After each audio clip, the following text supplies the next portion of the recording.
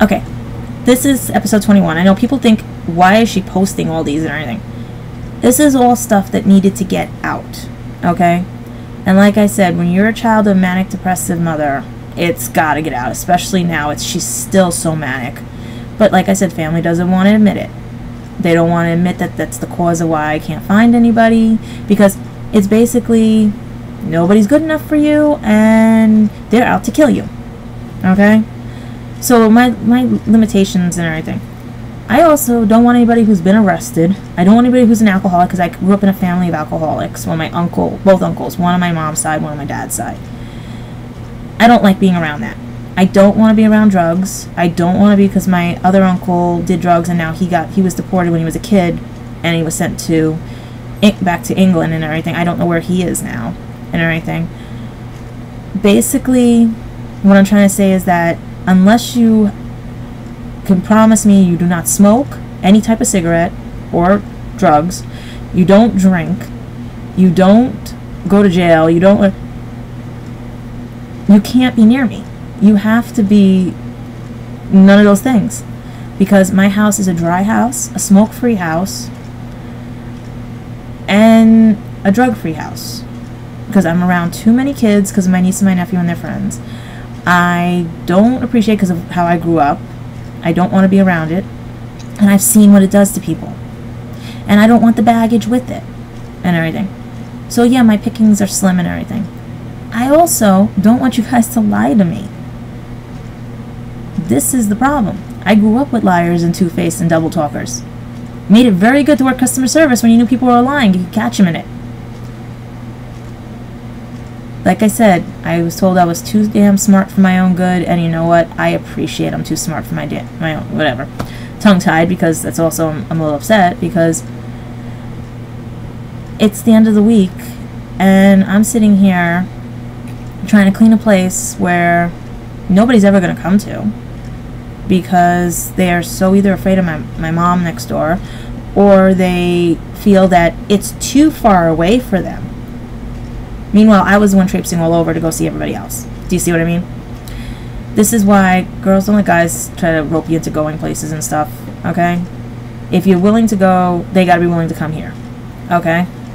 So like I said, basically, growing up in a manic house, couldn't date, couldn't whatever. Everything had to be her way, no way. Guys are what? The way, it's funny with my sister and my mom. They have to know the person so I can date them. You can't do that to somebody. What if my perfect match is all the way in another country, or all the way in another state or anything? Country or European, I don't know. But all I know is I've been batting 1,000 here of losers and duds and everything. And nobody's come back up to plate to say, hey, wait a minute. Okay? This last one, yeah, he got a second chance, which I rarely give to people. But the only reason he got a second chance was he called me. And he kept calling me. I wasn't calling him, because I learned from past experiences with guys. They blame you for calling too much. They blame you for this. They blame you for that. And I'm like, I wasn't going to fall for that trap again. But it seems I fell for another trap. And I don't think he's going to like this way I said trap, but it was, because I kept saying, no, I don't want this to end, and he was all set and ready to end it. And all I said to him was, I miss you. And that meant I miss my friend, and I miss you a lot. But you didn't take it that way? Oh well, that means you're very insecure, and I'm sorry. See, I shouldn't even say I'm sorry. I should say, no. Because of your insecurities, I cannot be with somebody like that. I am never to say that word, I'm sorry, because I'm sorry doesn't apply to this situation. He should be the one to say he's sorry. But I know I'm not going to get that. And I feel and regret. But like I said, I can't go into details about the other exes. I can only tell you that, basically in a short version, because I'm looking at the clock right now. Like I said, the first one was college. He did something that he shouldn't have and everything and stuff. And nothing bad. Like, well, it was bad. Bad and everything. But, and the calling and the stalking and everything. But that, we made amends. Then you had the ones that I was working with and everything. Didn't make amends with them. They still are basically have their one-track mind blinders on of me and everything. And I don't care. Because you know what? If you have to think of me that way, that means you didn't get to know me. You only wanted this, and because I wasn't giving you anything, you're pissed. And basically you wanted just to play me.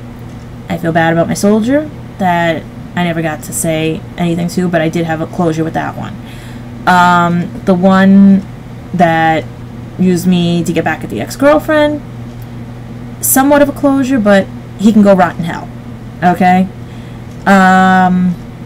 What did I say now? The one that, the 81-year-old I got dumped for and everything and stuff, he finally got his karma. He almost lost his job. Well, he was on probation for his job and everything, and he could lose his job. So karma got him after a while. The other one, I have no real feelings because he put my heart back together. So he was really the good one out of all of them. And that one night stand gets what he deserves. Whatever he does to people and everything. The other guys that were recently, I just think that they showed me that there are different ways that I can have friends out of exes and non-friends out of exes.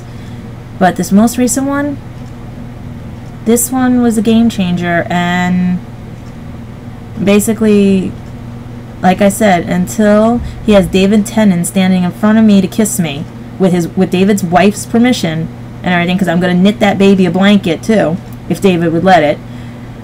That's the only reason I'm going to talk to this guy, because I do miss my friend, and I really do. So this is me getting on with my life, because if he doesn't call, oh well, or anything.